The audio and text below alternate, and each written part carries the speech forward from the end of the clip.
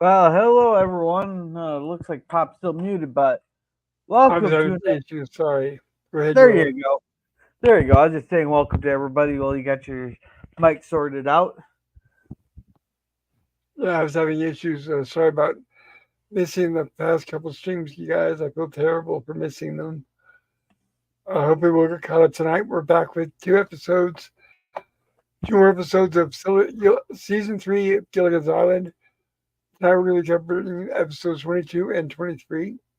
And I want to say, first of all, patience. And I know we weren't here last week, but thank you for being back this week, guys. It means a lot to me. Gorilla's Random Thoughts, how are you doing tonight? Oh, it's been an eventful week there. Had all the kids' birthdays, parties there. Well, two of the nephews there. I'm gonna be an uncle again here any day. We've had massive Wow. weather the last couple days there. A couple days of just that we just got missed with the hail and stuff. Then we had the award ceremony tonight, which is why I didn't do Justified. It's been a week. Oh, cool. Sounds like it's time to relax. So, did you have any two kids that had birthday parties that they had to three, share? Three three. that they had to share? Yeah, well, they're spread out in May, but we do them all at once so that the family doesn't have to travel three different times. Gotcha. Oh, well, that's cool. I'm glad you had a good time. I'm sure Yeah, the kids and did. there's going to be a fourth one here in a couple days. That'll be in May. Oh, yeah. Actual birthday, right? Yeah, it could be any day now. Well, cool. Well, congratulations. Yeah. And I want to say hello to everybody in the chat. Thank you for being patient. I know we're starting a little late tonight. I was having trouble getting the stream scheduled. My StreamYard's been acting really terrible lately. Lemon Pie says, good evening, Pop. I hope today finds you well. So do I. So far, so good. And Sci-Fi Sit Dan says, hello there, Pops. Hope you are doing well. Thank you, and likewise.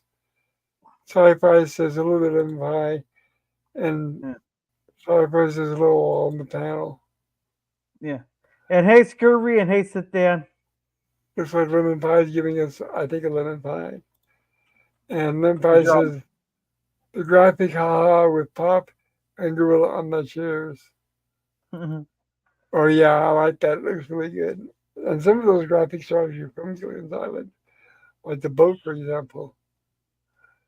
Cyrus then says time for gorillas to have his banana split drink on banana split drink on the beach. Then Sabine says, "Hey, Poppy, curator, hope you're doing well today. Likewise, you too, Nemesis. Hey, Been watching Nemesis. your yeah, I've been watching your streams. They're pretty nice. Likewise, sit down. Says Uncle again. Early congrats. Yeah. And then Mr. Beeden says, Hail Lemon Pie, the mathematician. Lemon Pie says, Hey gorillas, hey Nemesis, hey Sithan. All right, so with that, let's see if I can get our stream up and running. Should be, at least it was earlier. There we go. Now, like I said, tonight we're going to cover the first episode we're covering because Gilligan's Personal Magnetism, Season 3, Episode 21. Man, the delays on this thing.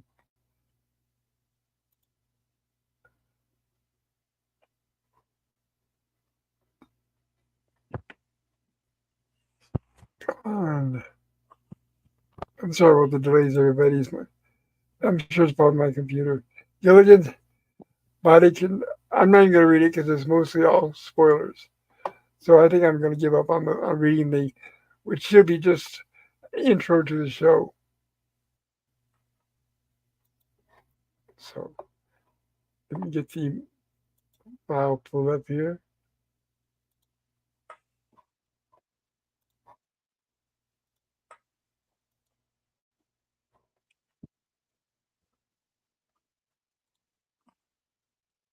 All right. So, and Sit Dan says, Pop, make sure you have cough drops throat medicine for that sore throat. I wish cough drops would get rid of cancer, but I do the best I can. Usually, I do block out most of my coughs. The only time you guys hear me is if I don't grab the mic fast enough, but I usually try to. That's funny. Yeah. And I thought I had a background selected. Let me see.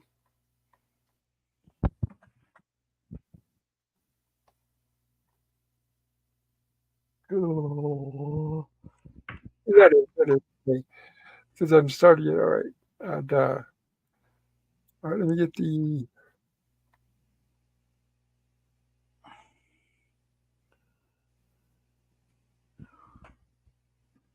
overlay ready. And hey, Suzanne. Hi, It Suzanne. says Hello. hello, Pop, and Scurvy says, "Hey, Suzanne." And Suzanne says, "Hey, Gorilla." And we got our opening with our titles. Yeah. I take it their other bowling alley wasn't good enough though anymore. The one that was in Plant You Now, Dig You Later. Yeah, I guess it got destroyed. Yeah, but I was wondering how would it be like to bowl on sand? Not very good. And not only that, it wouldn't be very even. Flat. Same with like if you were trying to play pool or golf, I guess. I guess that wasn't. I guess that's why they got such a short thing here.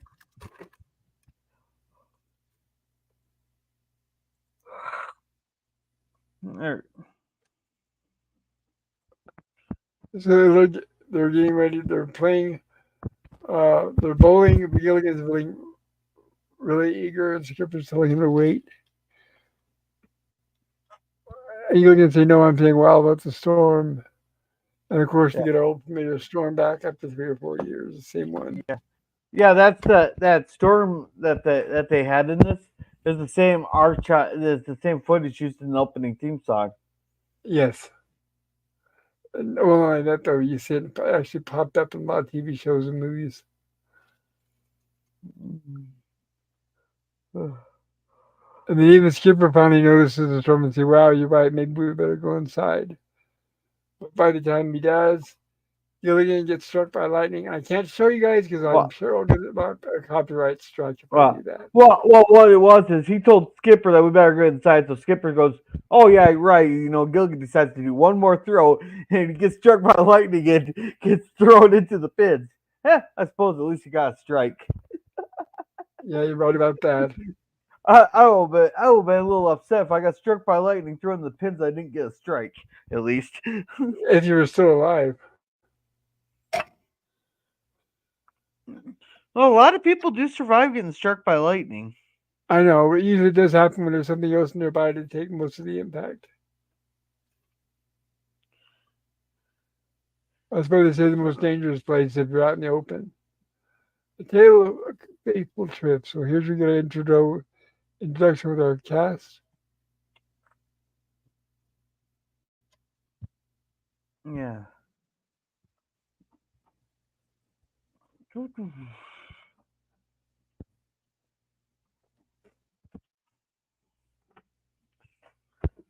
Zipper do the professor and Written by Mary. Bruce Howard, no relation to Ronnie Howard, thank God. Hmm. And Skipper runs to get help from the professor. And by the time they get back, Gilligan's awake and is still weakened and in shock. Now I'm guessing that this. Oh wait a second. What's that? Well, I was gonna say I wonder. We'll find out here in like 1 second that the ball is stuck to Gilligan's hand. There. I wonder if they use what they did. They just use styrofoam for that. Just like that. Yes. Over the ball? Yeah, styrofoam. Hold on and get rid of my making some room because I want to open my soda. Yes, definitely styrofoam. Okay. In fact, those are very expensive to make. The more not round they are, the more difficult they are to make as well. And you can see Gilligan's still not looking too good. Yeah. Well, this the funny quotes goes, who is Skipper going? Well, you got hit by lightning. I did. You sure did. You got knocked 30 feet into the bullet pits. Did I All not right. fall down? Sounds normal. Then the professor goes, he sounds normal.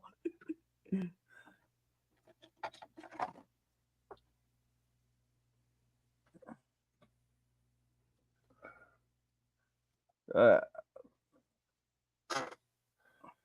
And of course, I can't play any or, yeah, video.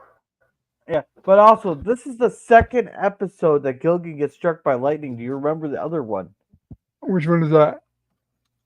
that Gilligan got struck by lightning? It was Meet the Meteor. Oh, that's right, huh? Yeah, you're right.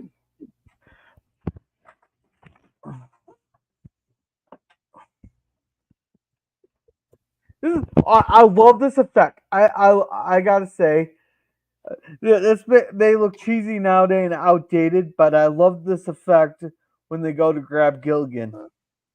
Yes, they did have a little bit of animation there, which I enjoyed. Yeah, So that's good. And that took a little bit of money. Not a lot, but a little bit. yeah, but and welcome Daniel. It's hot topics. Oh, Daniel, good to see you. Yeah, no, but yeah, but in the professor had a really good thing here where it's like all the iron in his obviously bubbled up and fused with the iron in the ball. You know, something or got attracted to the magnet like a magnet. The iron was acting like a magnet that's in your skin and in the Right, iron in the right, ball. right down in the ball, right? Which I think you're right. It's good to give at least a fairly good explanation for that.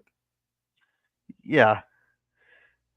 At least they actually took the time to actually come up with something actually halfway smart and think, unlike nowadays they'd be like Oops. techno babble crap, or something. But at least give us something that'll understand. Oh, we missed It's that. more believable here than it is on. It's more believable here than it is here on Yeah. current track. Which frame? The ones with the girls there. We missed the whole girl scene. They give him a kiss, but when they told him act nonchalant, did you catch that they were doing the thing there? And Pop, did you want your camera on? Hmm. No, I'm just moving my stuff around. Just thank you. All right, no, but uh, with they're actually whistling the Gilligan's Island theme song. Oh yeah, yeah. I didn't quite catch that the first when I watched it last week, but I caught it this week here. And I'm gonna catch up with the chats here. Daniel says hello to Papa Gorilla. How are you guys tonight? We're doing Oh, my pretty favorite good scene. there. And everybody's saying hi to Dan. And welcome, Pickles, also known as LDG hashtag free the net. There he goes, evening pops. Hey gorillas. Suzanne says, hey LDG, hello. Good to see you, LDG. Yeah. All right, we're all caught up.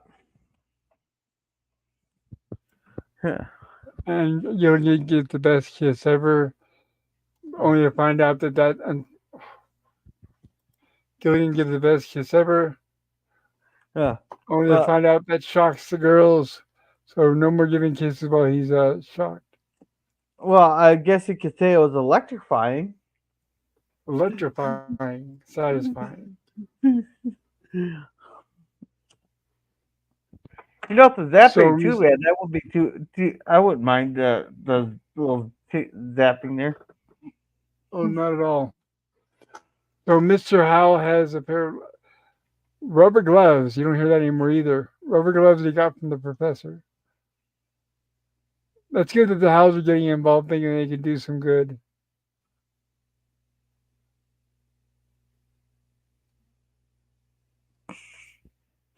That's actually halfway smart doing the thing here. What's that? It's actually halfway smart them doing the rubber gloves like that, because the rubber's. Well, it depends on how thick the rubber is. If it was a really high voltage, the electricity would pass right through them.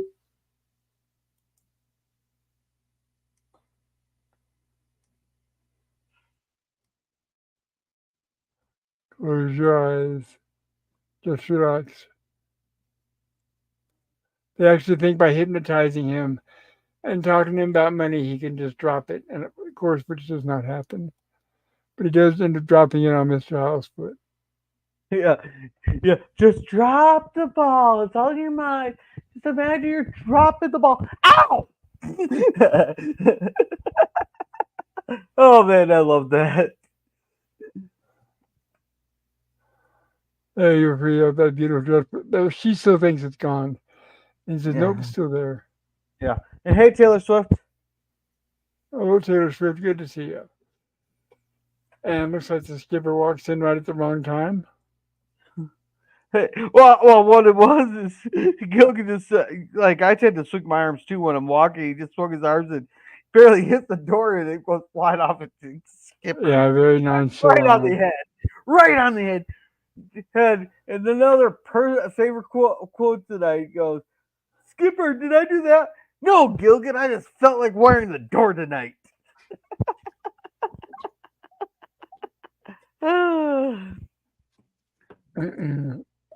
That would not be making. It would be difficult to sleep the ball in your hand. I guess it'd be like sleeping with the cast on your wrist, which I've done once, and it was no fun. Well, it wouldn't be so bad if you're in a regular bed, but be on the Yeah, hammock, you got to keep your balance yeah, on those hammocks and stuff. yeah. The And hammock's even worse. I think I'd have to sleep on the ground. yeah, and hey, Boomer, he's Hello, lurking. Boomer. Good to see you, sir.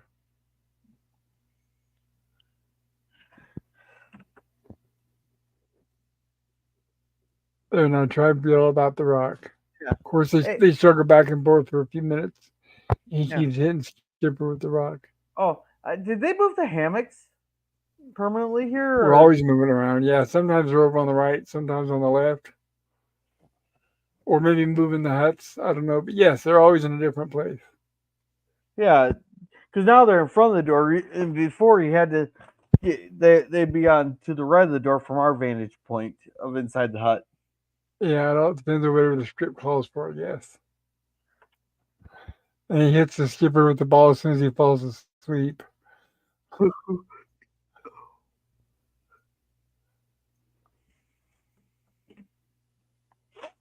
And hey, Jim, how's it going? Oh, Jim. Careful, Ginger. Remember, I'm a live wire. Well, that's all right. I'm insulated. She said. Of course, Ginger always thinks she's above and beyond that.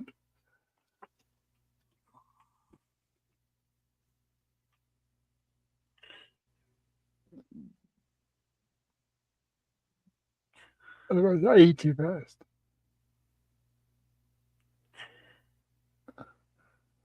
And she, of course, she thinks her experience from watching some kids' movies got to make a difference. But of course, why not listen to her anyway? Yeah.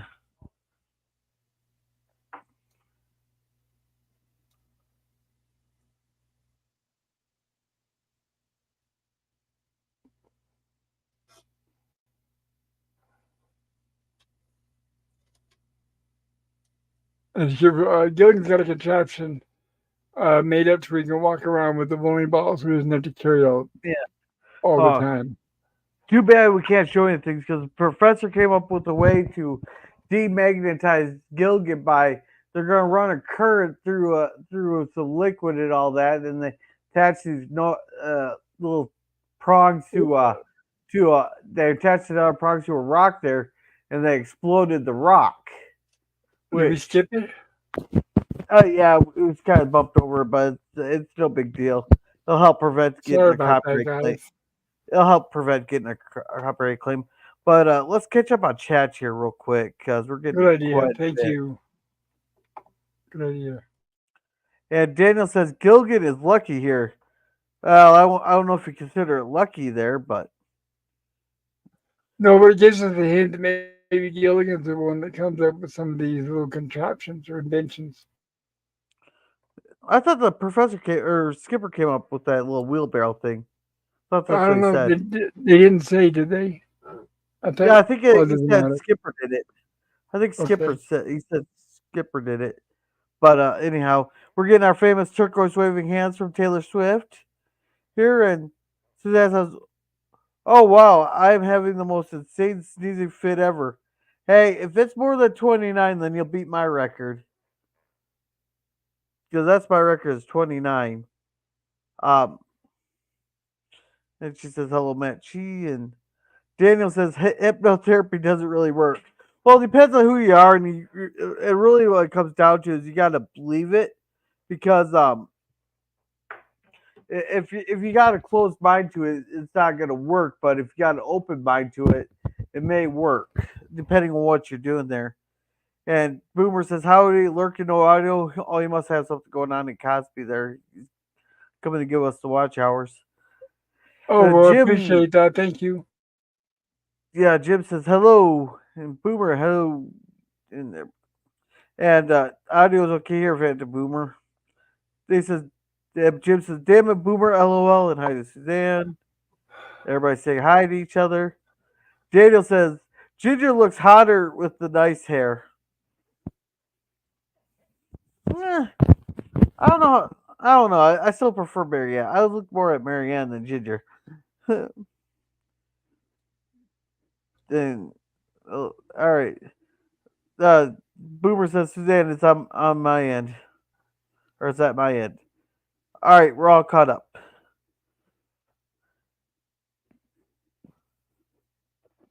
Sorry to hear that. I hope you get it figured out, whatever it is. Yeah, he's got it. So We've been here having we a all lot of actually. Oh, sorry. we've been having a lot of sound issues between different people lately. I don't know why. Every week it's somebody different. We are going through our own Carrington event right now. Oh, that's true. Yeah, that's true. So here's where Professor says he's basically explaining what's going on when he's invented. This is where he talks about the rocks and the magnetizing. Oh. Yeah. Oh yeah. And then the storm pops. Another storm pops Well, up. hold on. Remember, this is what we were talking about a few minutes ago, where the professors learned to demagnetize the rocks. So he's gonna. That's why he made the rocks blow up. So now he's gonna show Gilligan. I was wondering because I didn't think we had passed it. Yeah. It gets hit by lightning second time here because Gilgan wanted it now. He wanted it off now. He couldn't wait for the storm to Right. pass. He wanted. So they said, Skipper, Gilligan, do you know the odds of getting struck by lightning twice? And of course, he immediately gets struck again. Yeah.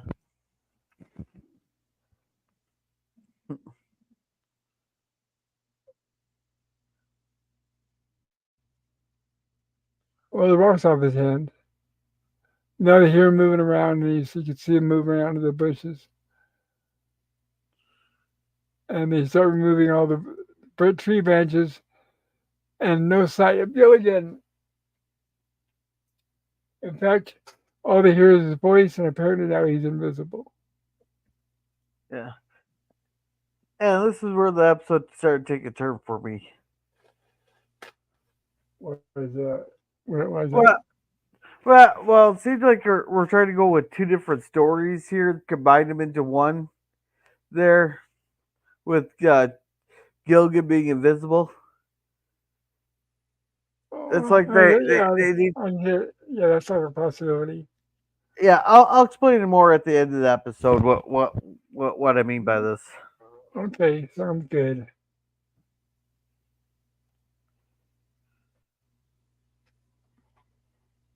And Skipper's looking, of course, flabbergasted, guess you could say. Or it's almost like they had two episodes in mind, but it's like, well, we don't have enough script for each episode to drag it out for 30 minutes. So let's take both of these and combine them into one script. Perhaps that's what they did. Yeah.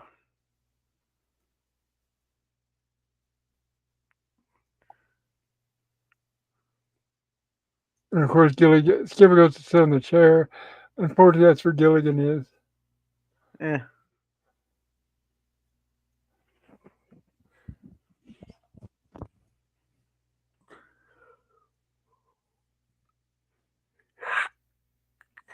They have the Yeah,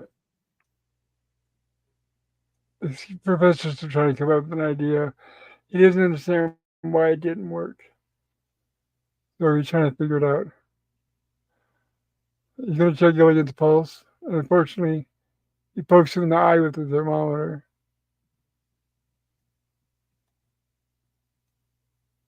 He doesn't have the slightest idea what to do.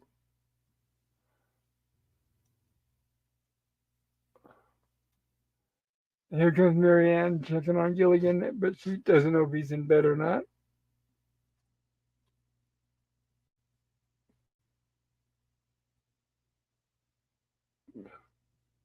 And he's not answering, so she figures he's asleep. Yeah. Oh, watch the scene very carefully here. Look right below the glass. Yes, yes, it's a very old gag they've used over the years. Yeah, that's an actual tube go down up her sleeve there for the glass to be empty, emptied, or did they empty it or they fill it? Emptied. It was full and they emptied it. And they've used the same gag when they to reverse when they show people like making it look like it filled up out of nowhere. Yeah, It and goes back to the yeah, original Invisible Man. yeah, and then Ginger here. There's another thing that's clearly visible. The wire. Right. Yeah, there's supposed to be a wire right here. You can see. Oh, actually, yeah, you It's can see it. supposed to be. Yeah, you Or can they're see not the wire. supposed. Uh, Yes, I was gonna. You can see it, but I don't know if you're supposed to. well, you're not supposed to see it. It's right next to that stem on the pear there. You can see that Yep, wire running up.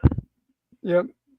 These days of special editions and all that, they would normally clean that up. But they're not gonna do that with Gilligan's Island, and I'm glad. I want to keep it original. Just like Ross' face, don't mess with it. Yeah.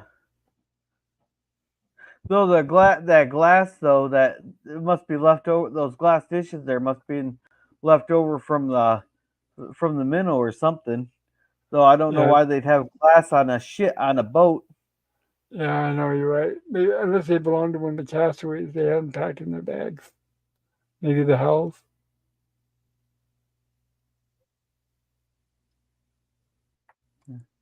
And we have Gilligan walking around with a visible footprint. And I was with the house hoping they can help him.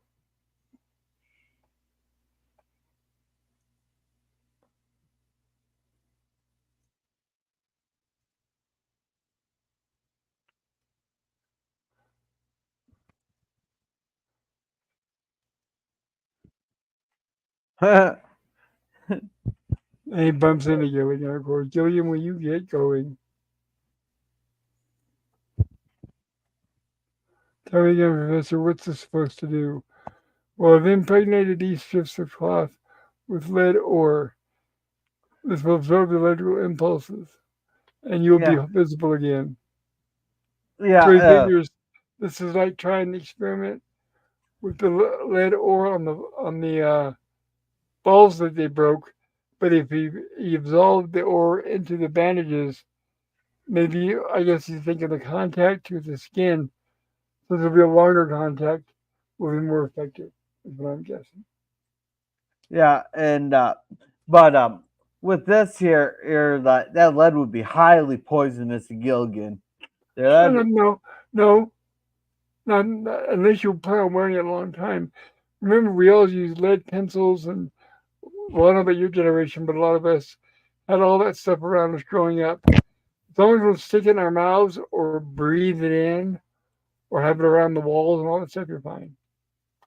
yeah. Well, we were grafting by the time I was going through school, and all the walls have already been left.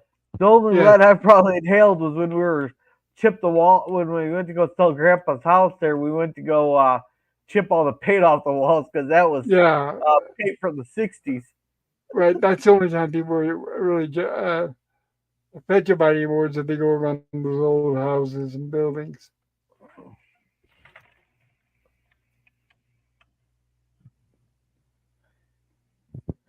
How does it feel? Well, it's kind of heavy. Well, yeah, lead would do that.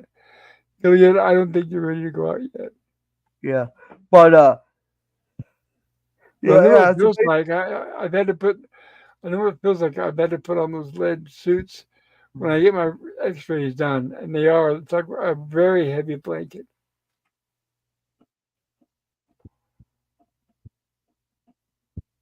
So, are you gonna say something? I'll wait till we get. It's the next scene. All right.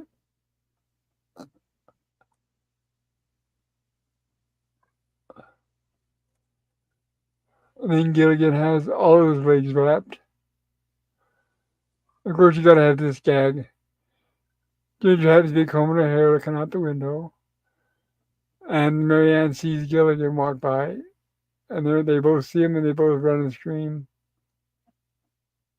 And unfortunately, they step on his bandage and gets caught. And I wish I Well, could show the video, but I can't. yeah. Okay, on that scene there, he got caught in the coma and he comes unraveled. But he did that same kind of stunt there as the Mud Monster, if you remember, in A Nose by Any Other Name. That Yes. episode where Gilligan breaks his nose and they had to dress him up like the Mud Monster. He scared the girls. Yep. Exactly. And then in the third season, so yeah, you can see where the jokes are starting to get repetitive. Yeah. We'll have to wrap them again until it works again, says the professor. One job it took me until May to unwrap all of her Christmas gifts. Mr. Howell's talking about Mrs. Howell. Oh yeah. Well, he wanted Mrs. Howell to do it because she's just a fine rapper. One time took me until May to unwrap one of her Christmas gifts. Oh man, Yeah, that made me chuckle. yeah, she was volunteering. She loves to wrap stuff.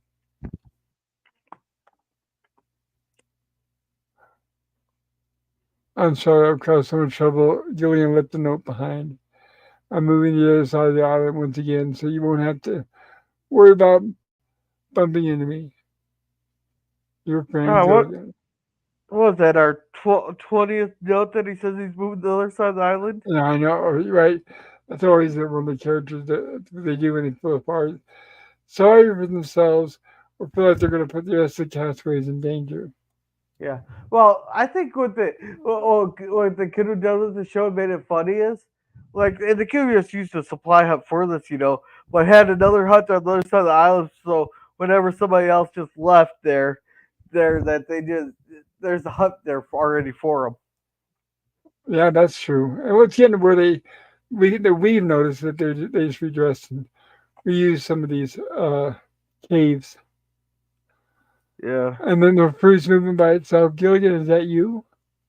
You've been listening to us the whole time. All those nice, wonderful Oh, things we said about you. yeah. Oh, Mr. Howell offered $10,000. He's hoping that Gilgan would just come back for the 10,000. Yes.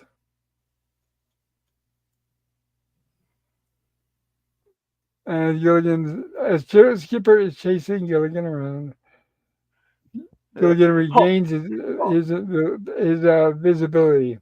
Oh no! But the funny part was, is this you sitting there taunting him, calling him a fat lard and dumb and the dumbest person, and all that, and slowly he Yeah. becomes more visible. Which I wonder how they did that effect in the '60s. Was that like a black screen effect, like in the Visible Man? No, superimposing, where they shot him in front of the hut, him not in front of the hut, and just blended one into the other, just superimposing. Okay, but there. This is what Gil gets all big eyes. Goes, you can see me there.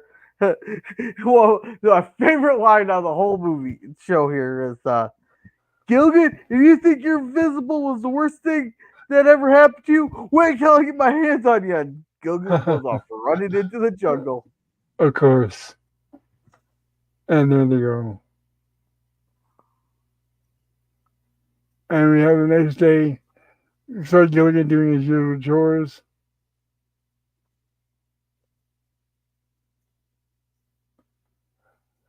And the Gilligan skipper calls for him, but he says, "I hate to say this, but I can't see you, but I think you're invisible."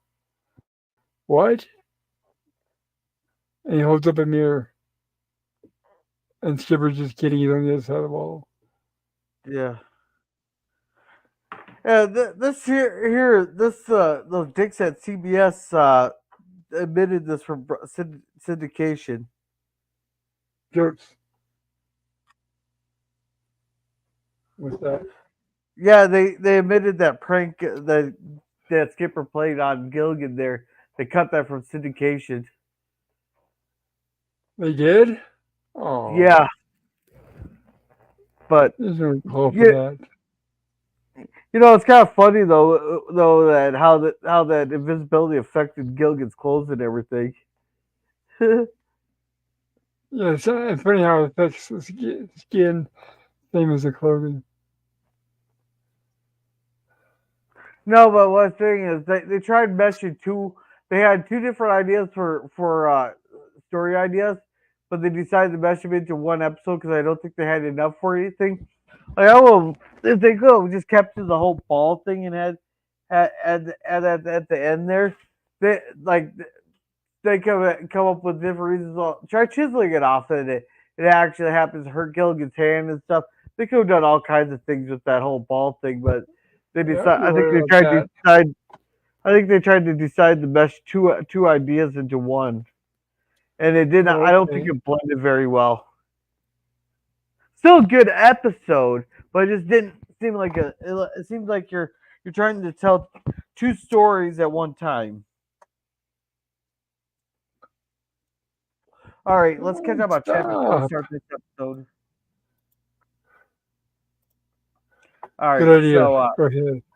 uh, Scurvy says despair, and Boomer says Ginger as a nurse. How did they know my fantasy? Ah, that's because Big Brother is I always agree with watching. that. Sometimes Yep. Big Brother will give you what you want. A little Scurvy. And Scurvy says Phantom. That would be pretty good. Yes, it All would. right, I agree. alrighty. We're all caught up on chat. Thank you. All right. So our next episode, which I'll be pulling up now, guys. Sorry, I have a little trouble once again with my English with the video player. Just one moment. Let me share this. All right.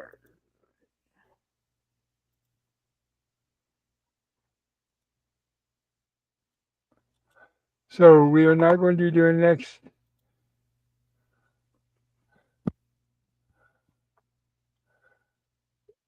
We go back one here. Season 3, episode 23. High Man on the. I got it right? No, season 3, episode 22. Splashdown. This aired on Monday, February 28th, 1967. And we'll get right started with that one.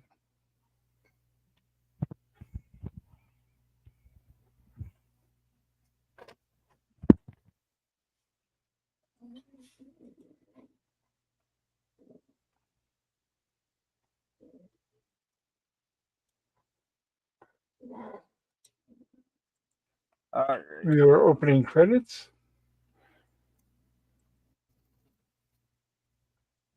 Obviously, stock footage of the 60s. Yeah. This is our second episode with with NASA space probes. Our other ones is Smile, you're on Yep. Mars camera. Yep. I agree. Yeah. But did you recognize the guy that's playing the NASA guy? The NASA official. I did not. What's that? Uh, he's from Will the real Mr. Howell please stand up? He's the reporter interviewing Mr. Howell's imposter. That guy there.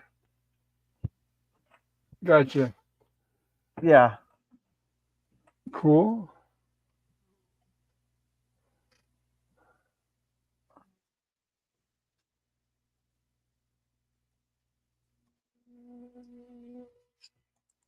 And then listen to the report. That basically they're going to be shooting up two rockets that would then join up in space.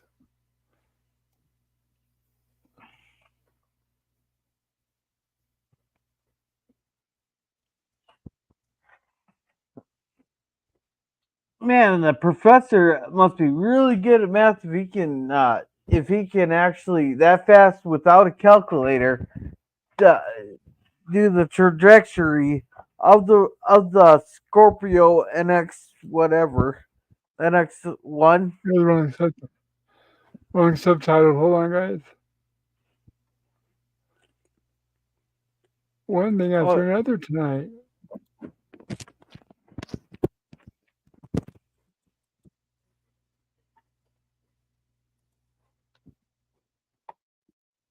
Hold on just a moment. yeah. Well, what was it? EX1. It's called the Scorpio EX1 or Scorpio 6, and then there. I wonder why they went with the name Scorpio.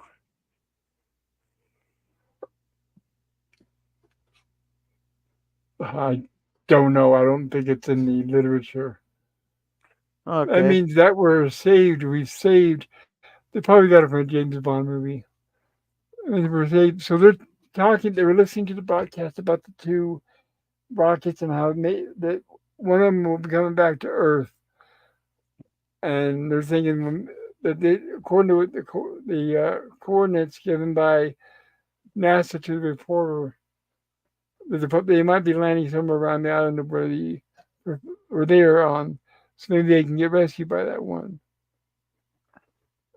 And we got our opening credits. On the tropic aboard this tiny ship.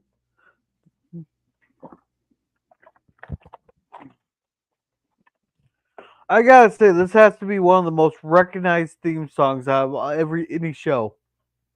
It definitely is. Yeah. It's from just Cowlick. Yeah. He's just coming in. After, I think Skipper should know by now not to send Gilligan to relay a Oops. message because you know he's gonna screw it up. Of course, all Gilligan says is that there's a rocket, pretty much. But then when he goes and starts telling everybody, they blow it out of all proportion. They all assume they're automatically rescued. Remember, guys, in real life at this point, we had not even had a man on the moon yet. Oh, this was 67. No, yeah, 67, wasn't it? It's number 60, whatever I said at the beginning.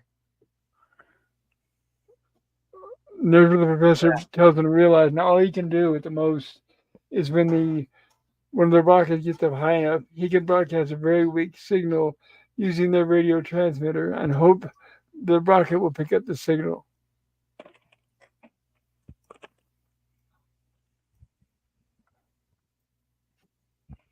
So he's saying what they're going to have to do is build a contraption to help boost that signal. And he's going to need everyone's help. The great will of work to be done. And of course, Urson says, Levy, I never thought you'd hear me say the word, but we'll have to go to work. Work? Commentator, the Scorpio 6 space capsule is on its ninth orbit and tossing just a few hundred miles. Stand by now for direct communication from the astronauts.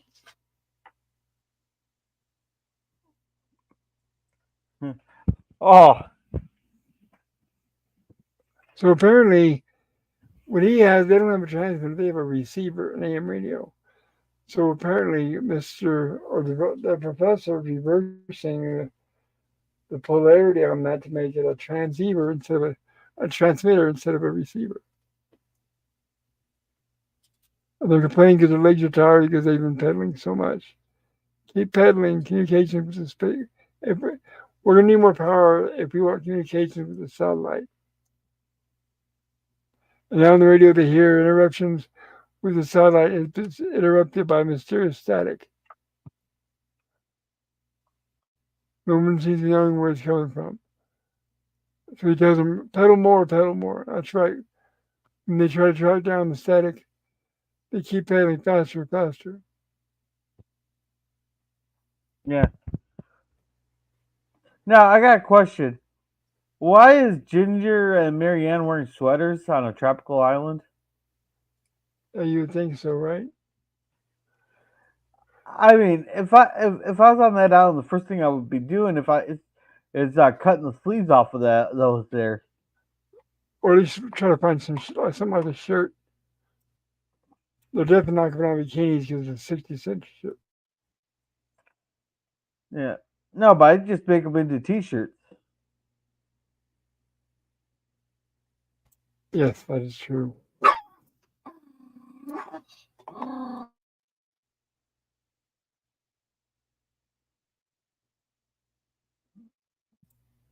All right.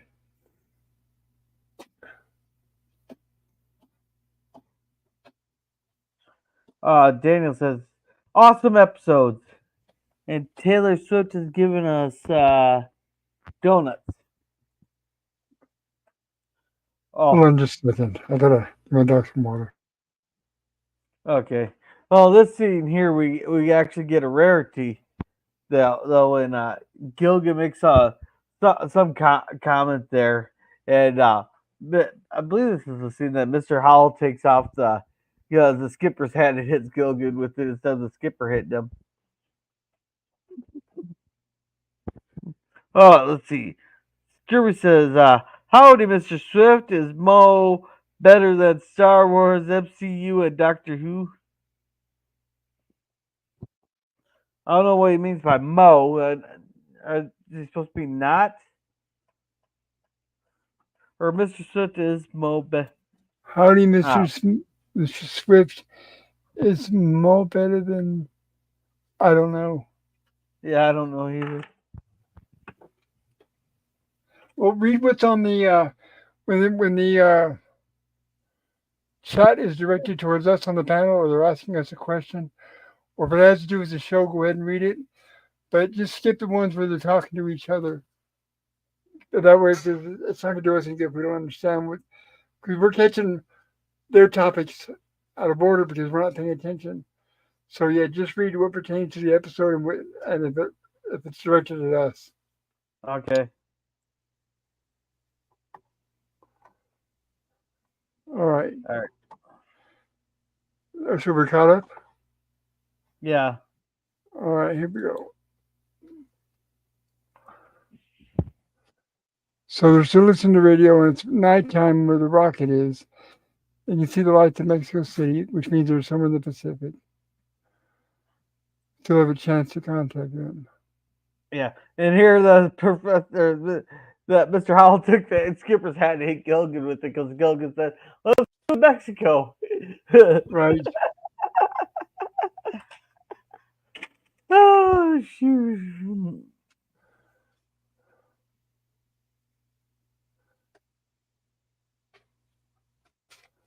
They're saying it's going to take approximately 9 hours and 57 minutes for the rocket to reach it to where they're at. So that sounds like the professor has a good idea where that island is located. Yeah.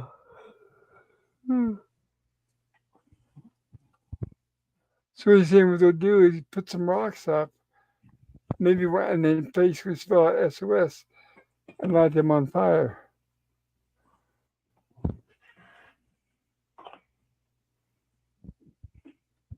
Now they're saying, now let's go grab some rocks. We'll soak them with something inflammable. Yeah, and something that'll catch fire Really easy. Too bad we don't have any gasoline or kerosene. Of all the dastardly luck, this is the final blow. Well, I'm gonna go home and drown some sorrows in a jigger of brandy. And that's No. when the professor realizes the brandy is flammable. Yeah. Well, first, what is a jigger? I don't know. I don't drink. It's an old term. I've heard it before. I don't know if it's a specific size, like a quart or milliliter, or is it just like saying a bottle of, a bottle of this or a bottle of that? I don't know. That's Here, an I'll look older, it up.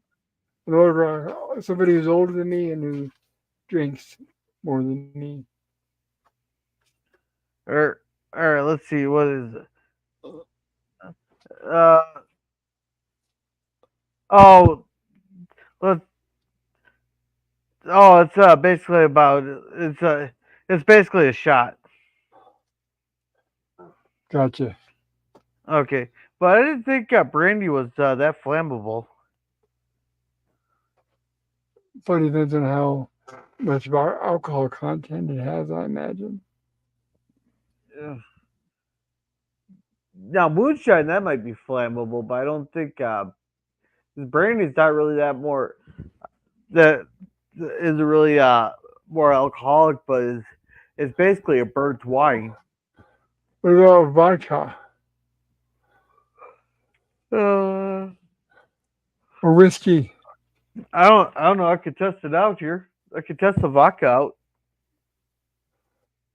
Well, all you do is type in, like in Google, type in which vodka, alcohol, which alcohols are the most flammable? Which drinking alcohols are the most flammable? And that'll tell you. And it'll probably tell you in order. That's how I would do it. Which drinking alcohols are the most flammable? Yeah. Yeah. Otherwise, we could do a live science experiment here. Alcohol it has to be 100 proof to be flammable, and that is definitely I not definitely not brandy. It has to be 50% or above 50%. So like vodka can burn with a small blue flame, but it's not impossible to put out. Whiskey, cast strength whiskey, can quickly light on fire and sustain a decent burn. Tequila can burn with a small blue flame that goes out with a why light why breath. did wait? Why did you say 50%? First you said 100, then you said 50. What's the Oh, difference? it says according to search results, alcohol with an alcohol content or proof above 50%, that'd be 100 proof, are flammable. Okay, so 50% alcohol is equivalent to 100 proof. Yes. Okay, continue. Go ahead. Yeah, so like your beer and wine in which brandy is pretty much burnt wine can't, but gin can burn with like a small flame. So basically, yeah, brandy would not be able to light on fire. Gotcha. Okay. So now we know kids out there, alcoholism 101. If you ever decide to be an alcoholic, come to this channel.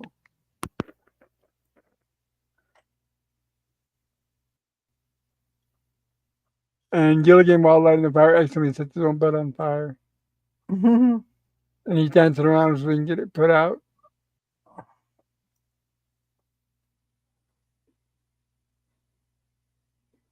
And if you listen to the video report, the astronauts are approaching the islands. As the report comes under mission control, I can see our message. So they are getting reports that the astronauts can see something down there. Yeah. We're a little east of Hawaii. It's a beautiful night. We can see the Pacific down there. I see a fire burning on a small island. 3 letters. And everybody gets excited.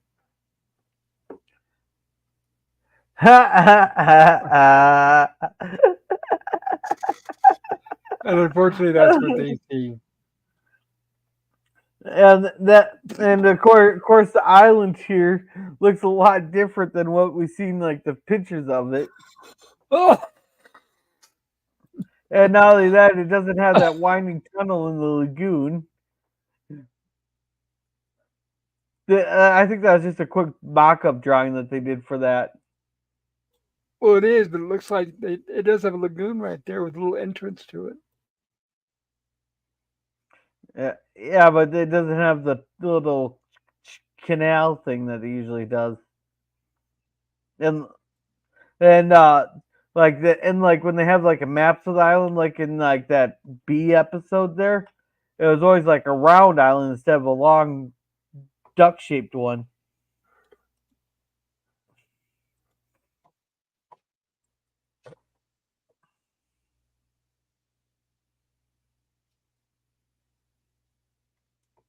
Go on, StreamYard, wake up. All right.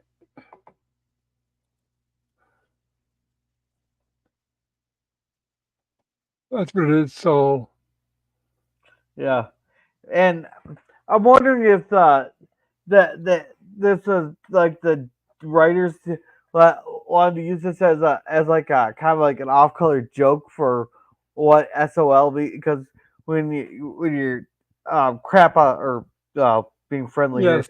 here, you're Yeah. S out of the luck there. That's why they went with Saul, as a joke. Yeah, because people knew that. Yeah, because people, they did know what that meant even back then. Yeah, So they're scrambling to try to fix the message. But of course, this is Gilligan's Island, so they're not able to get the message fixed in time because now only one log is burning. But you think the astronauts would think, hey, maybe we should at least check that out. They could at least say, let's send a Coast Guard out there to see, anything's up with that. But nope, this is Gilligan's Island. And here we are the next day, and Gilligan's trying to figure out all the difference. Skipper's making him write, what is like 100 times SOS. A special news bulletin. I remember the days where this was a punishment in schools. The teacher would make you write like 100 times, 500 times.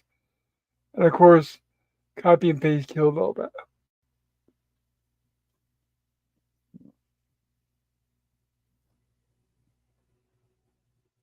So no more punishing them by making them write over and over.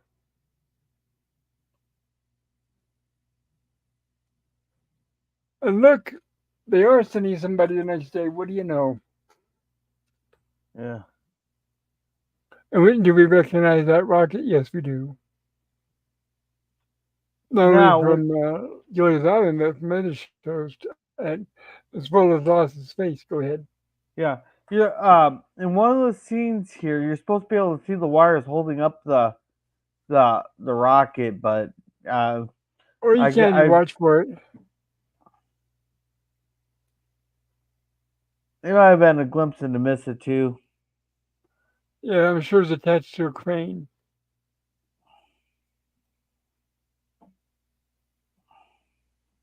It'd be easier if we could play the video of this instead of just slides. You'll be able to catch a lot of those bloopers and mistakes.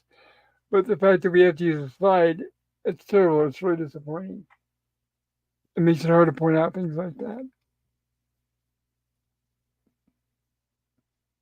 The audience thought, you fellas okay? There's no answer. Maybe they're bashful. And they see you first. So they go in there and they realize there's no radio. A lot of the guys from the inside are missing. Can't be, there's nobody here. Maybe they're out to lunch.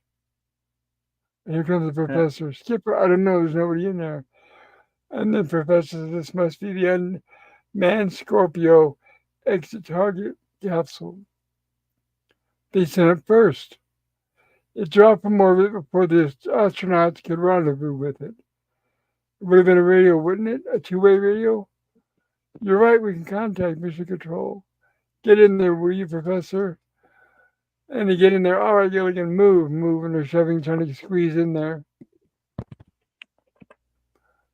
Oh no, look at the radio equipment. Maybe we can find out what happened to the capsule. So thank goodness they have to bring the radio with them. And they turn it on, and they're hearing a news report. Commentator to report A mission on control has resumed communications with Tobias and Ryan in Scorpio 6. They saw the bomb the radio.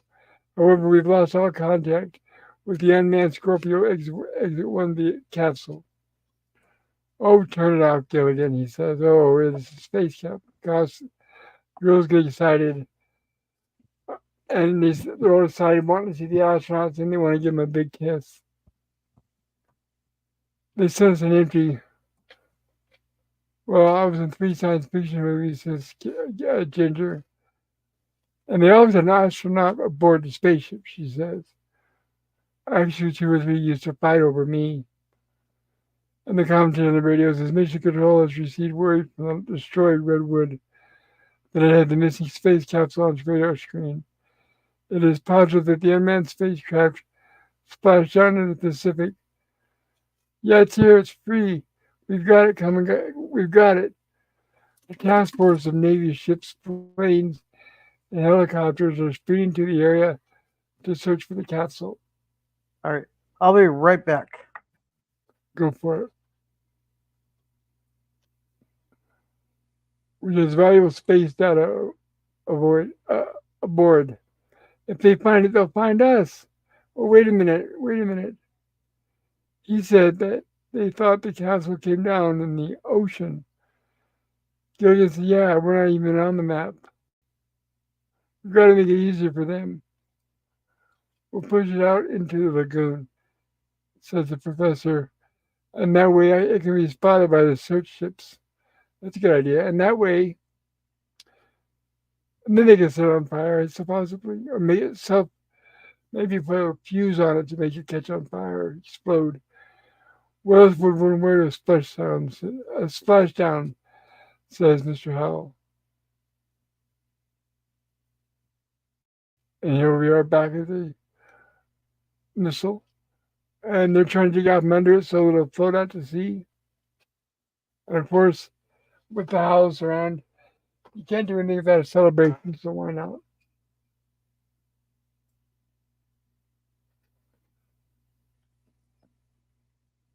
Waiting for it to be rescued for a force qualified to ride.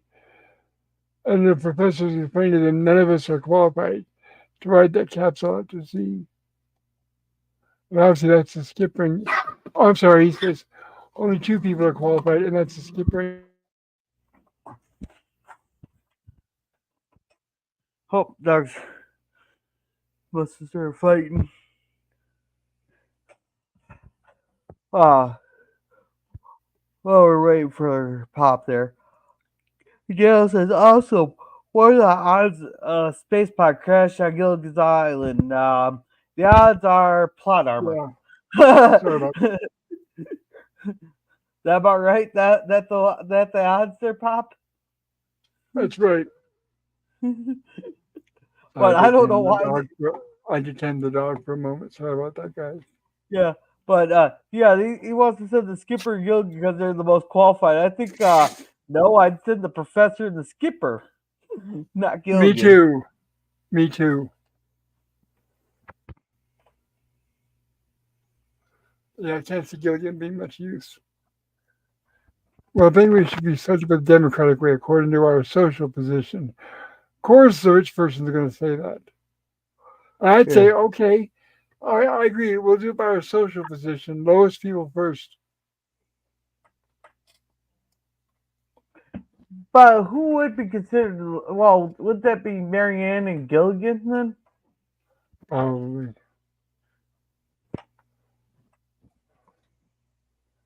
I think girls should go into capsules. And of course, jealousy for no reason. Because it combined, what you any kind of experience those 2 have combined that's going to help that mission at all in any way. They don't know anything about astrology, astronomy. Sorry, astrology. You know what I mean by navigating by the stars. Not let alone navigating that ship. And how's, of course, are not having that space trauma. And Gilligan goes to lean up against the ship to rest, and unfortunately, it almost shoves off into the lagoon. and he calls for help. They run out and they pull it back in. And they're all deciding they want to go and debating why they should have a reason to go and why it should be them. So they're thinking the Howls decide that they're going to stow away on that little tiny capsule. Yeah. Wait, did we already pass the part where Mr. Howell's in his scuba outfit? Yes. Okay, there was a fun fact I wanted to mention during that one there. He mentioned that the Howl was the first one on the Mayflower. There was no Howl No, I on don't the think that Mayflower. was this episode, was it? Yeah, that was this episode. Okay. He mentions that, yeah, because it's during when he was in that scuba outfit there, which was in the thing there. But he said Okay. that Howl was the first aboard the Mayflower and the first to set foot on Plymouth Rock. But in fact, there was no Howells on the Mayflower. There was, however, John Howland, who fell overboard and been rescued during that journey. He got rescued? Yeah, John Howland, who fell off the I don't know. Mayflower. Yeah, he got rescued. It was rough back then. They didn't have a lot of the equipment we have now. He was very fortunate that he survived. Yeah. So that's just a little fun fact for the episode. I know there were no Howls aboard the Titanic. I'm surprised the Howls haven't thought of this. They're saying, quiet, they say. And they go in and they happen to sit right next to them. It's dark in here. You know I'm afraid in the dark. And Mr. Howell, unfortunately, starts shaking. So Mrs. Howell gives him Teddy to help calm his nerves. There you go, she says. And Mr. Howell doesn't understand it because he's allergic to Ginger's perfume. But he's Right. starting to sneeze. I think it's kind of funny when looking at the interior of this capsule there. It's a lot bigger on the inside than it's the outside. So I guess it's the TARDIS. Oh, pretty much. Yeah. If I remember, I think that's also the same capsule they may have used in Far Out Space Nut. Notice how huge that uh, capsule is now on the inside. Yeah. We've been outsneaked. But they both decided to hide anyway. Like, nobody's going to notice half the castaways missing the next day. Oh, that's bad, Admiral. Bad. That capsule is full of top secret instruments. We can't risk the chance of them falling into the hands of some unfriendly nation. Well, I hate to Now, do this, Admiral, but we can't wait any longer. Go ahead. now, are they just trying to avoid saying the Soviets, or are they Yes. thinking about like the Vietnamese or the Chinese and that They're, too? well, they're assuming we all know. At the time, everybody is assuming the Soviets.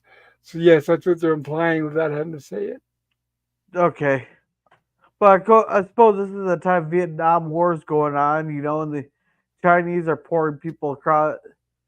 The Chinese, we weren't too friendly in terms of China either at the time. No. All these times we've had a Democratic president, and they Yeah, love war. yeah. I guess it's yeah. I'm not too sure if any other nations were too unfriendly with us at the time. We had allies. We always got just the main players. Now it should be that even with that extra 400 pounds, or well, I should say probably 500 pounds on board there, they should not have had that much trouble pushing off. But you need the plot. You need to get them found out somehow. Right. There's a big enough charge aboard to destroy the capsule. So NASA destroys, or Cape Canaveral, whatever they call it here in this episode, that they can't risk losing the top secret items on aboard that ship. So rather than try to destroying it with a missile or a rocket, they're going to go ahead and just destroy it remotely. And this is where I can't move, it's too heavy. So they notice it's got a lot heavier. Well, jettison anything you can moving forward. Yeah. And they start throwing away all the extra stuff. And what do we find? I will have grabbed Mrs. Ha. Well, first of all, why did they just throw that stuff on shore? Couldn't they use it in case the have them save some of that stuff on shore just in case this didn't work, you know? But here he grabs the money from Mr. Holland. Skipper throws overboard and goes, "Money." I would have just grabbed Mrs. Howell's suitcase and grabbed the suitcase through it and started handing that to the skipper. That's true. Just have Gilligan keep grabbing, but then but he turns around right when he gets handed the suitcase. Yes. One thing you gotta know that, and to get into the currents, you can hurry Gilligan. What did he get the revenues for? And he says the ship just drifted out into the lagoon. If I can show us without it spoiling, let's see here.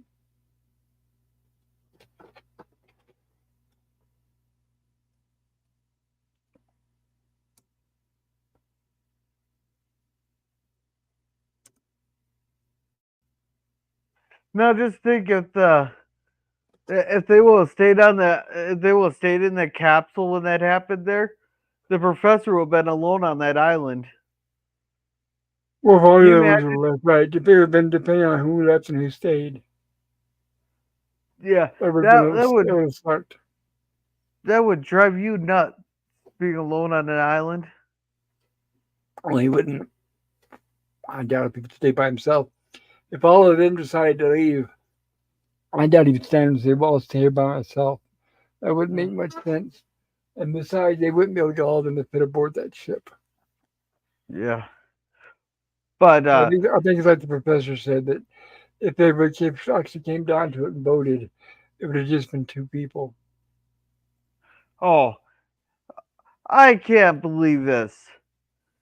TV Land deleted the scene with the house of the girls sneaking onto the capsule. Wait a Like second. So it just suddenly, if you're watching TV Land, then what? It just cuts and they're all aboard the space capsule? I'm thinking that's what I mean. It says in a syndicated TV Land version, the scene with the howls and the girls sneaking on to the capsule was deleted. Stupid. Once again, Yeah. boys and girls, don't watch streaming garbage. Go out and get the real thing. There's a good reason right there why. Well, Tubi had the full version on it, uh, but you know that joke with the misspelled word that was actually used in comics years later. There with the called the Far Side, where there's a I like the rude first man. side. Yeah, there's a man marooned on an island who's practically waving his hands at a helicopter, and he spelled out the distress signal with branches. All the but the pilot told him, "Cancel that. I guess it reads health." But one thing, I'm thinking the writers of this were fans of Get Smart, weren't they? Oh yeah, and same network and everything. Yeah, because like the ginger thing said, would you believe that phrase is apparently used by Agent There was a Maxwell. Maxwell Yeah, Smart? yes, it is. Would you believe? That's what that was, he had many catchphrases, and that was one of them. That's the, Gorilla, I highly recommend you try watching that show. I know you would like it. Oh, Try maybe we'll watching one put of it. these days. If you can get a minute or two squeezed in one of these days, watch it on Tubi or one of those. Watch it where you know it's not going to get chopped up. Yeah, how many episodes is it, or how Well, many it was seasons? five seasons back then, and it was the '60s, so it was like 20 or 30 something episodes each season. Oh, First okay. season in black and white. Uh, we'll get on the list. Maybe we'll do because on Saturdays with the special being summer, I'm not going to be doing reviews, but we're going to be doing watch parties. Like we're going to be watching the RoboCop TV show here on Saturdays.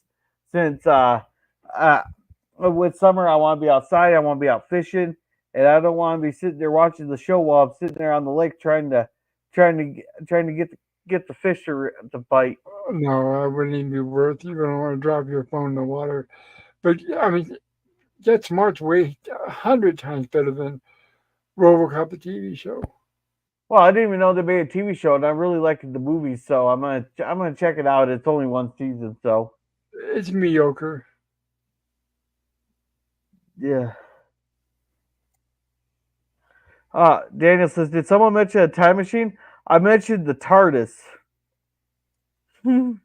as a joke the inside was a lot bigger than the outside.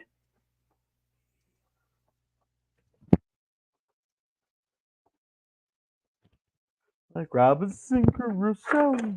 So Reminisce. according to, I know I'm gonna regret asking this, but according to their explanation in Doctor Who, why is the TARDIS like that? Is it like the inside is beyond time and dimension, or what's their reasoning? Uh, uh, Something like that, but I haven't really watched. I've only watched a couple episodes of Doctor Who. It's one of the things that's on the list to watch. Okay, I wouldn't know where to start watching it honestly. When I was young, well, 1960. yeah, but that was when I was young, early '60s, whatever. That's when I was getting turned on to Star Trek and all these. And right at the same time, they were showing Doctor Who. But those early seasons, they were shot on video in black and white. They were very, very blurry and very Yeah, slow. no, The plot was very, very boring. I couldn't get into it.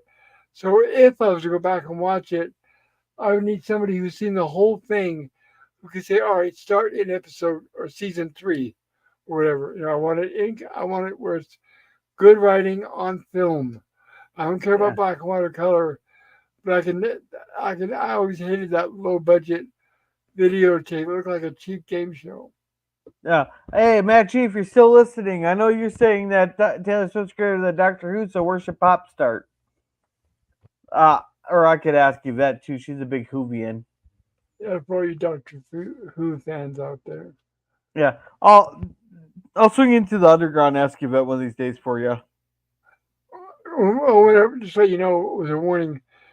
I get 4 or 5 different. Usually, well, I think it's this. Well, I think it's this. Well, I think it's this. So I don't know if you'll get any one opinion that everybody agrees on. Well, that's why I just ask one person. Then I only get one opinion. Yeah, That helps too. Hopefully, it's somebody who knows the show fairly well. All right. So, which episode did you enjoy the most out of these two, Gorilla? I don't know. The first one was very memorable. Both of them had some far fetched stuff. But they're both pretty good. I don't think I could pick this week. Yeah, they did a good job for, even though it's the Yeah, third season. It's not like it started getting really bad towards the end. So I yeah. do like that they held up there. No, I mean on the first one I had that major nitpick, but it's not like I did get taken a little like they're trying to match two stories. I did get taken out a little bit, but I still enjoyed Right. it. Like I was willing to watch it again. Exactly.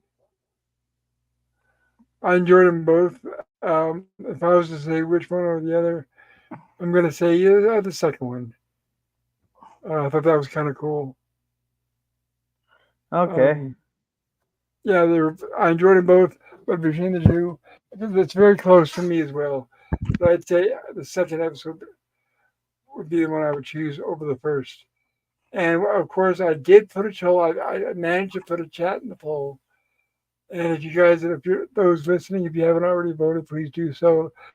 Let us know which of the two episodes that you thought was the best, or our review of them, which you thought was the best. So it's totally up to you. And then I'll share that with everybody. I'll close out the poll, and I promise I will come, whatever it takes. I will be there Saturday for the stream. I'm sorry I missed the last couple streams. All right, let's end the poll. And let's now show the poll.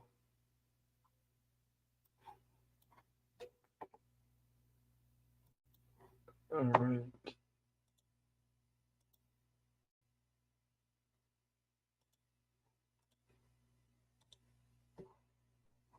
There we go. And it looks like we're so doing episode. I'm going to get my English from. Which episode did you enjoy the most? And it looks like we got a nice 66% said Gilligan's personal magnetism. So and 33 with Splashdown. So it looks like most people enjoyed the first one. So that's kind of interesting, right, Gorilla? Oh yeah. All right. So once again, thank you for helping me out tonight. Thank you for the help with the chat, Gorilla. And whenever I was having technical issues, it really means a lot to me and it helps out. So thank you. Eh, not a problem. And we only got like 6 more episodes to go. That's right. I think 10, yeah, 6, right? Because Rams Theaters season 3. I'm not sure what we're going to do after we're done with season 3 of Gilligan's Island. I know obviously, we are going to show the rescue Oh, movies and background interviews and things like that with the cast over the years. But I'm still working on what we're going to cover afterwards. yeah. And Sean said, and welcome Sean Carter. He says greetings all. Hello, Sean. Good to see you, buddy. Yeah. Oh, LDG's in the. Hey, LDG, did you ever watch Doctor Who? Maybe you can answer Pop's question. If your answer, if you're a doctor, somebody who knows Doctor Who, LDG, my question is, I didn't like the original few seasons because I didn't like the really low budget with the videotape, blurry videotape, really low quality. When would you say, as a Who fan, recommending it to somebody on the outside, when did it start to be in color with fairly good picture quality? Because then maybe I'll try to give it a try, another try. That is, I did try earlier, but like I was saying, I didn't like low quality video back then watching it. I didn't have the patience. Unless you don't know it, then never mind, disregard. Yeah. Oh, oh. Uh, Sean said, scary day for me. Experienced by forest tornado. Posted some videos and pics on X. It wiped out several buildings surrounding my store. Yeah, I'm Ooh, looking at that. Holy crap. hopefully I'm you looking at guys, it now. you and your family are okay. Hopefully.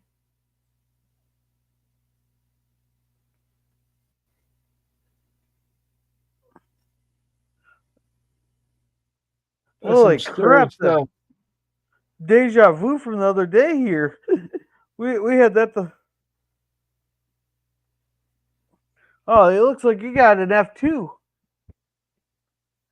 It looks like you got some like it looks like he got hit by like an F2 there. Yeah, LDG says always a pleasure listening. Now, if he was a true Midwesterner, he was being a true Midwesterner there. The tornado sirens go off. First thing you do is grab your camera and you go outside and you start filming.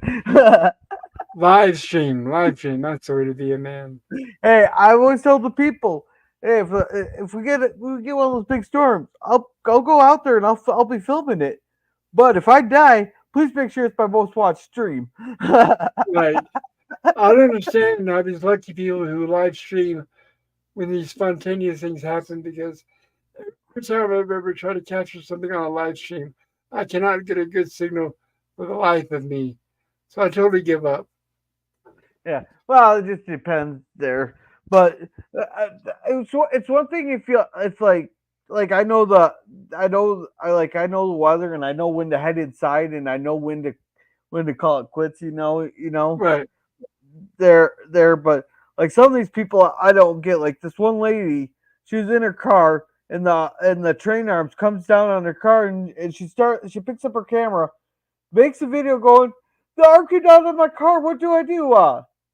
Uh, how about get out of the car and not make a video, or back the car up and rip that arm right off the thing. Jeez. She had enough time to start a video, start recording it and all that, but I'm guessing the train missed her because she was able to upload it and all that. But it's like either you back that car Too up and bad. rip that arm right off the thing, or you get out of your car and run.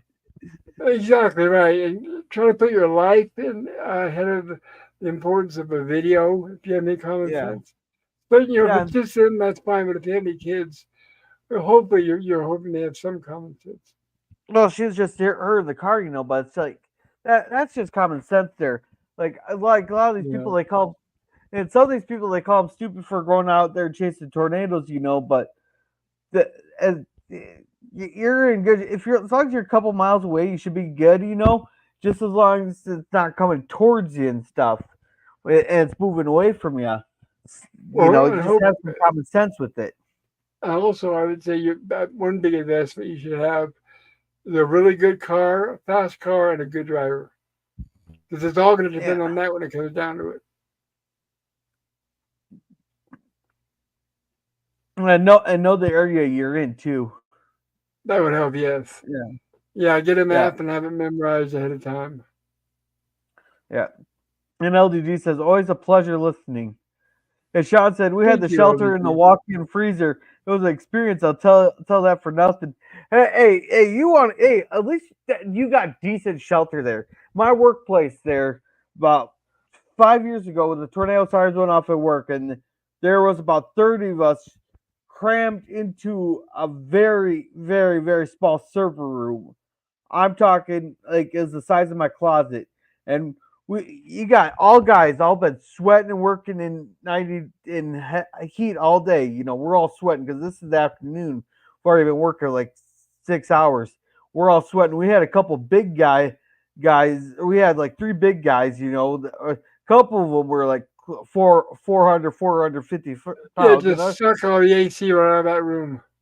another guy he was like 300 pounds, 350 pounds, but he doesn't like to shower. Then we had Oh, wonderful. and and I'm not trying to be racist on this here, but it's a fact. We had a Laotian guy, or yeah, a Laotian guy who for some reason he has this unique scent to him. I'm guessing it's from the food he eats because especially his fish stew he likes to make. Try combining all those smells in there from all these sweaty guys and then all that stuff, all crammed into a room. Like literally, we had no room to move. We said screw it. We all went out in the shop there. We said screw it. We'll risk it out in the shop. I sat in the forklift. At So, I'm least well, then I'd I'm have something to hold on to. right. So I'm curious. Usually, those server rooms, the coldest place in the whole joint, because they have to be air conditioned down to like in the 60s. So when they all those people get their fat asses in there, did the temperature go up really high? Okay. We don't have a lot of computers. It's not a lot of servers. It's just where they keep the computer servers, and there's It not really is, a but whole they keep lot them of down them. to that's not the point. The point is it's got to stay down cold. And Oh, what kind of effect did that have on the temperature in the room? I can't remember the whole place is except for the out in the Bay Area where the trucks come in and all that. The entire place is the entire office area and the main floor and the grinding rooms. They're all Right. somewhat air conditioned. The floor, yes, it's air conditioned, but with the furnaces going, it doesn't really work. Like if the air conditioning wasn't working, we'd be working in a lot higher conditions, but it's still relatively warm out on the floor. But the Right. server room, it's probably about 70 degrees in there normally. Yeah, it's got to Anyhow, remain cool, right? There should be a little sign posted saying somewhere, this room must remain this temperature. yeah. Well, it's really not that much equipment that it really heats up in there. Anyhow, it's No, just it's just no, because it's just yeah, you're right. It's probably just one little server for your business. That's all. But I've worked in server rooms of all sizes. yeah, yeah. I mean, it only has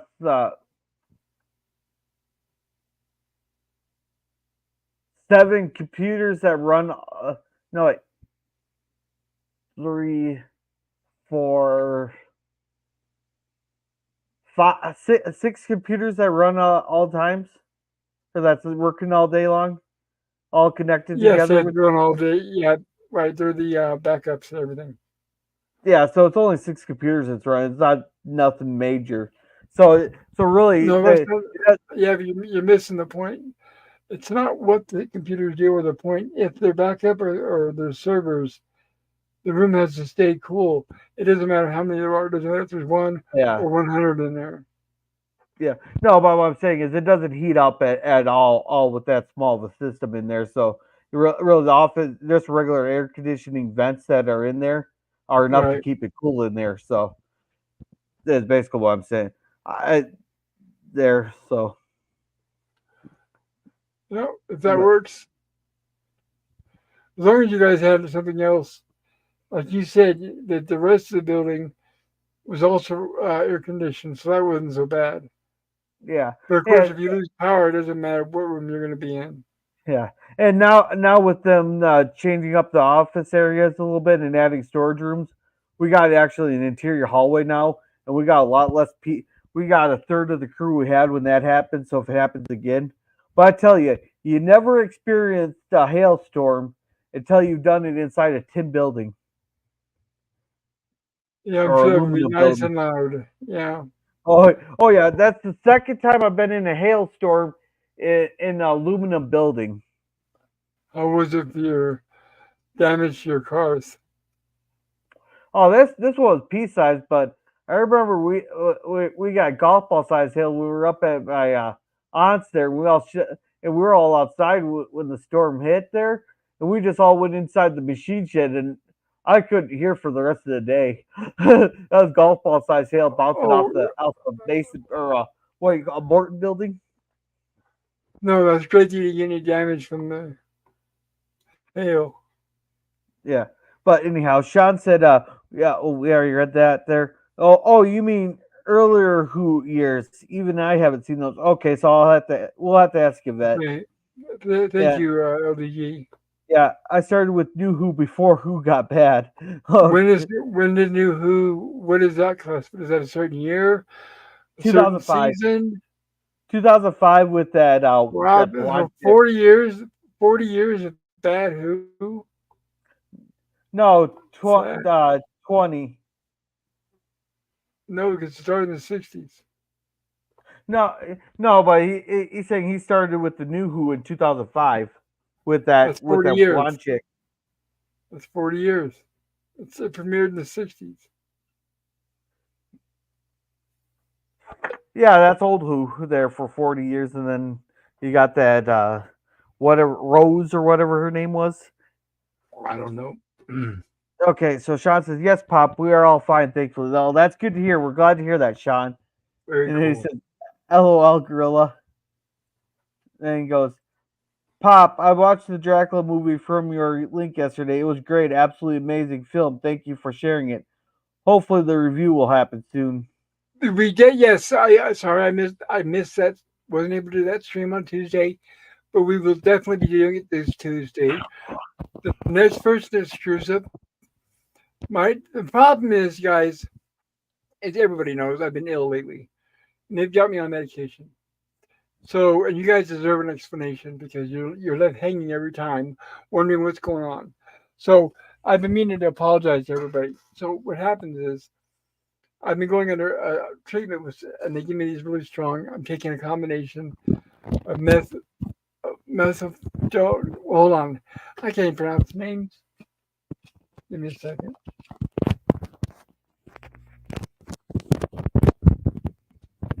There's something going on with your mic. Oh, sorry, I'm untangling it. I'm taking ibuprofen, morphine, and oxycodone all together. Excuse me. And what happens? I'm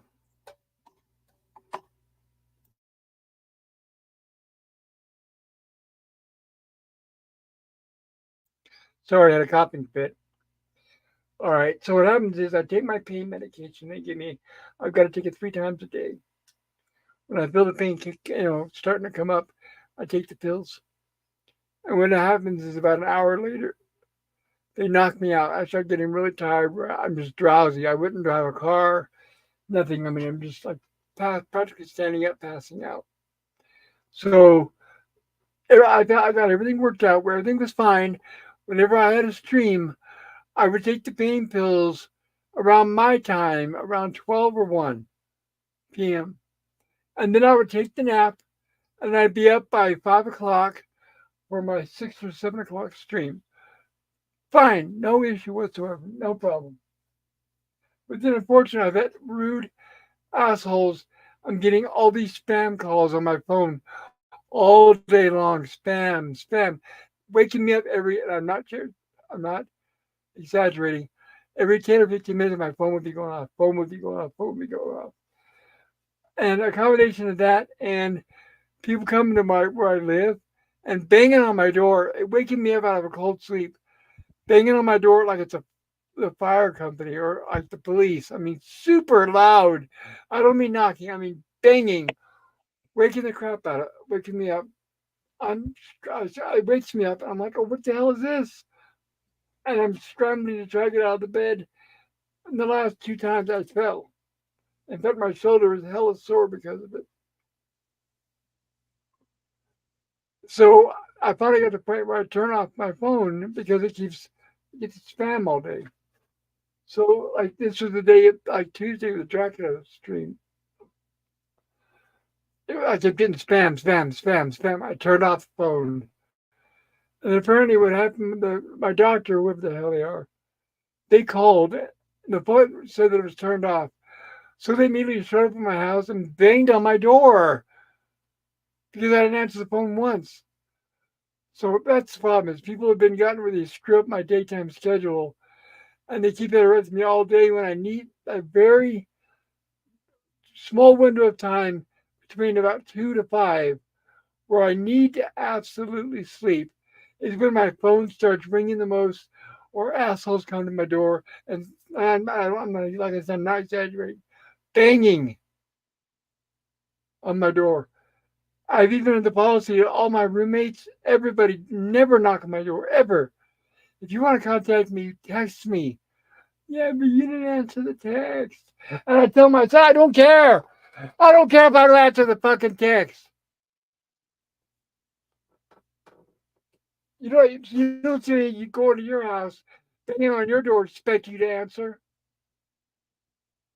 So I finally told him, I said, I'll put a lock on my door, I'm going to lock thing, padlock it, and I'm going to ignore the whole outside world.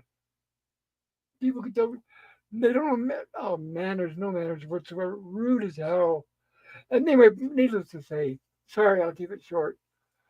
So they would do that, would wake me up, I'd be yelling and screaming, I'd be upset.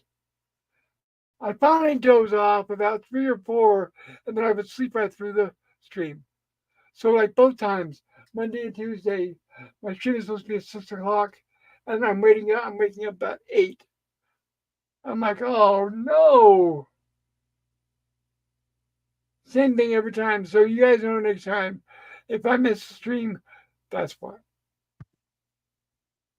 Especially, by the way, Twitter.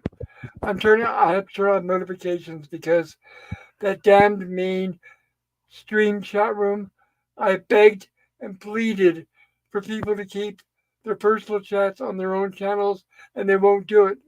I want to be specific. I want to give you guys the name of it because I begged too many times. Stream posting group. That's what I want to talk about. I'm glad we brought this part up. I am no longer going to be paying attention to that damned group because I had my notifications on for a reason. Is I thought they were going to be strictly important about we were announced when we're having streams or not and talking about a specific stream.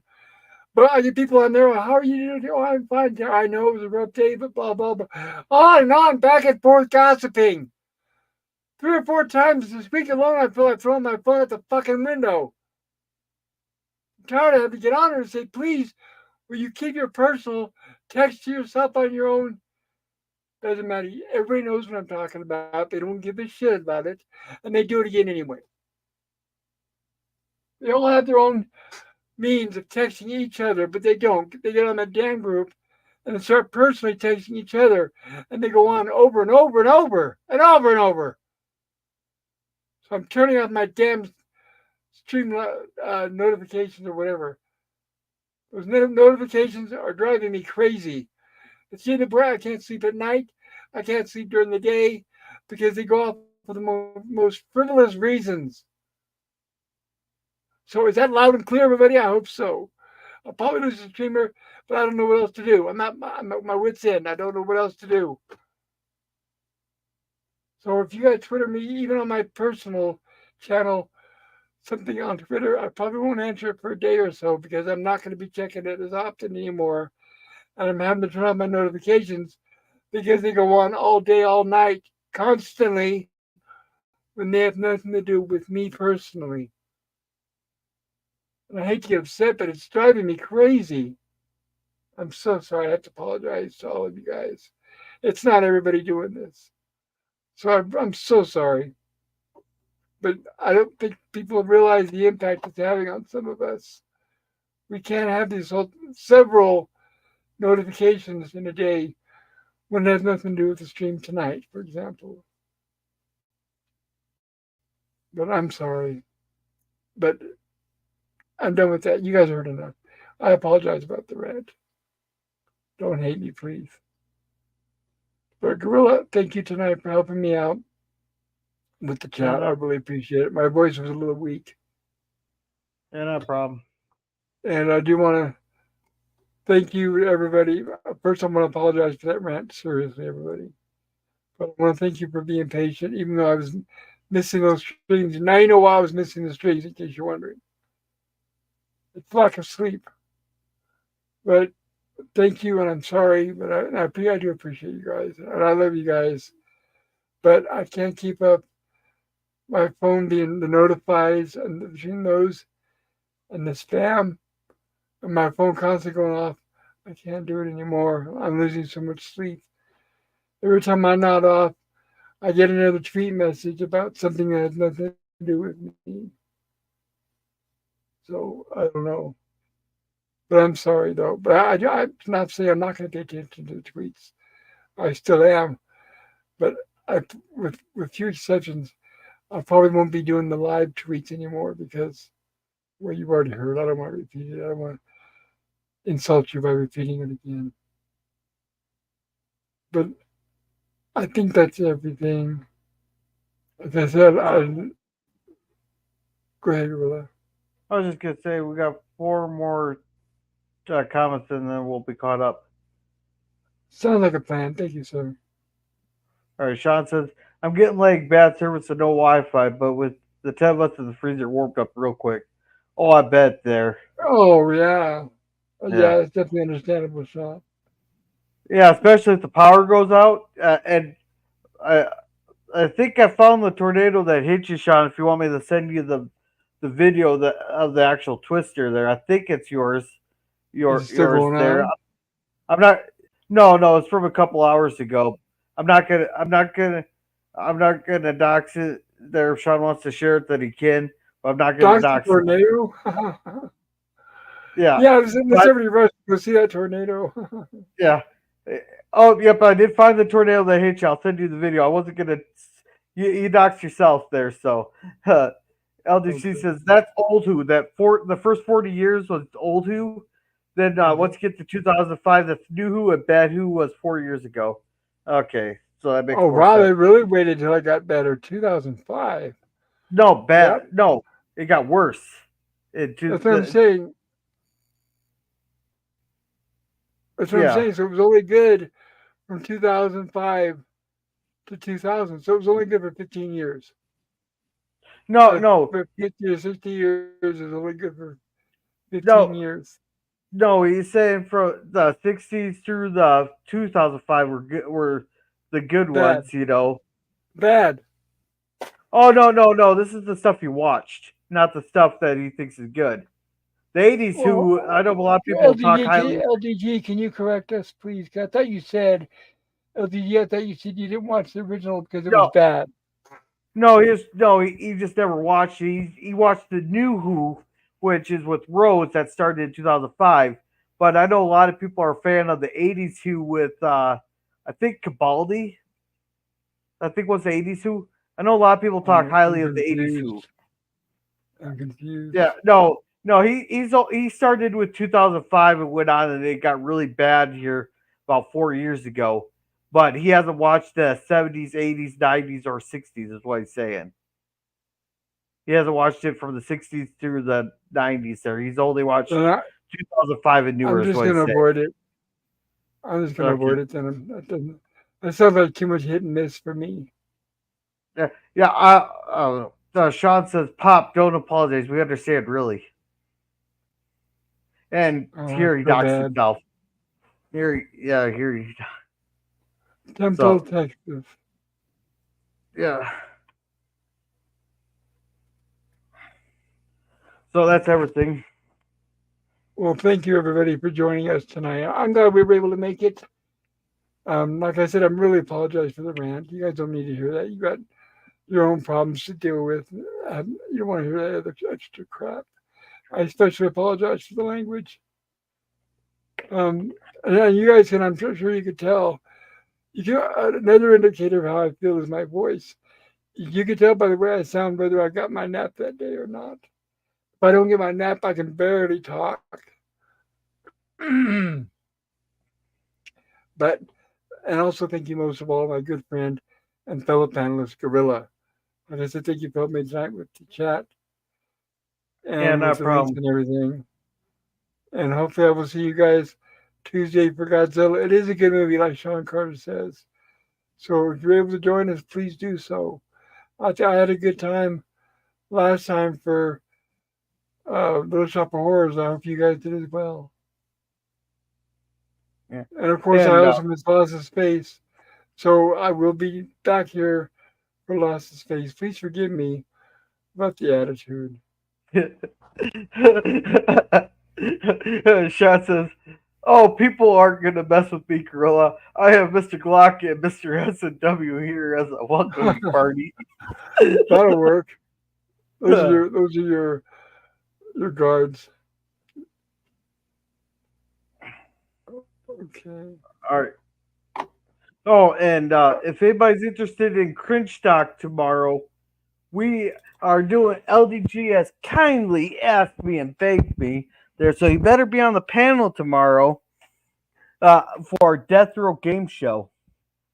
Oh, yeah, tomorrow?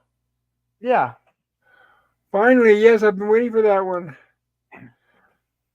That not okay. So we don't watch it ahead of time. It's going to be a live stream, correct?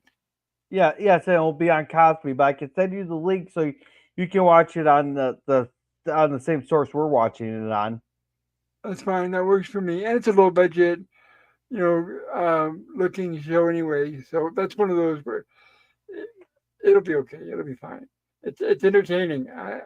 I haven't seen it in many years, and it's a good recommendation. So shout out to LDG for recommending it. Yeah, if you guys want some cool lightning videos, I got some shorts I just posted from the storm we had last night, or a Is there Monday, anything else or was you it want? Monday night? Is there anything else you want to share about your channel, Gorilla? Oh no, we just got the Waltons Friday. We're gonna be starting RoboCop the TV show on Saturday to check it Sweet. out. I know it's heard. I heard it's mediocre, but hey, mediocre could be fun there. Then Sunday we're watching uh RoboCop 3. Then Wednesday is Justified. But I do got some good shorts of some lightning there that I got on Monday night there, and also I did some product reviews and stuff, and some beer reviews and that. So Okay, I have okay, a quick question for the chat out there, guys. Listen up.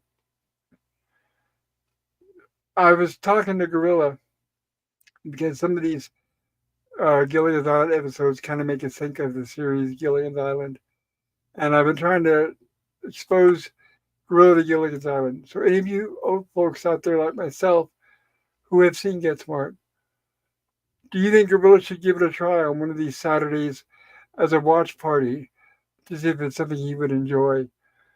Give us a Y or an N in the chat for yes or no. all right. And let me know. Yes or no, should Gorilla give it a try? pretty much. And Sean says Little Shop was great, and Daniel says where and when is Crinstock? Tomorrow, Daniel will be on my channel at approximately 8:30 at night. Hopefully, Yes, I'll have my Gorilla's yard running. mowed by then.